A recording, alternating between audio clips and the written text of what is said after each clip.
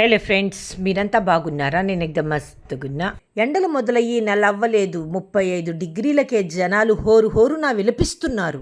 వాతావరణ శాఖ వారి సూచన ప్రకారము ఈ నెలాఖరి నుంచి ఎండలు 40 డిగ్రీల నుండి 50 డిగ్రీల వరకు ఉండొచ్చట. భగవంతుడు సృష్టిస్తున్న ఈ విపత్తులను మనం అరికట్టలేము, కానీ కొన్ని జాగ్రత్తలైతే తీసుకోగలం కదా. అందుకే ముందుగా వడదెబ్బ లక్షణాలు తెలుసుకుందాము. చెమట పట్టకపోవటం, శరీర ఉష్ణోగ్రత పెరగటం, వణుకు పుట్టటం, మగత నిద్ర లేదా కలవరింతలు, పాక్షికంగా అపస్మారక స్థితి. ఈ అన్ని లక్షణాలు ఒకళ్ళకుంటేనే వడదెబ్బ తగిలినట్టు కాదు. ఒక్క లక్షణం ఉన్నా జాగ్రత్త పడండి. వడదెబ్బ తగలకుండా ఉండటానికి చేయవలసిన పనులు: నీళ్లు, పళ్ళ రసాలు, కొబ్బరి నీళ్లు, మజ్జిగ, ద్రవ పదార్థాలను తీసుకోండి. లేత వర్ణం తేలికైన కాటన్ దుస్తుల్ని ధరించాలి.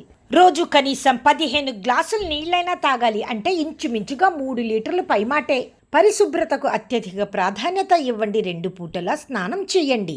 మితంగా భోజనం చేయండి. ఇంటి పట్టున ఉండటానికి ప్రయత్నించండి. ఒకవేళ బయటకు వెళ్ళవలసి వస్తే టోపీ కానీ గొడుగు కానీ తీసుకుని వెళ్ళండి. వడదెబ్బ తగలకుండా జాగ్రత్తగా ఉండటానికి చేయకూడని పనులు కూడా ఉంటాయండి.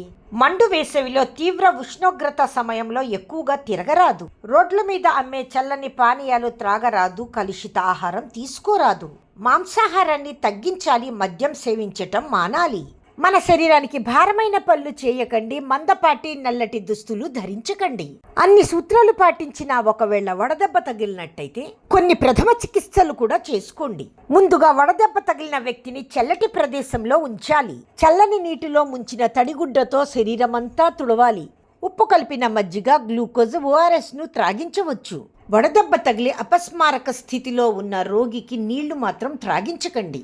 వీలైనంత త్వరగా ప్రాథమిక చికిత్స అందించండి. Have a nice day.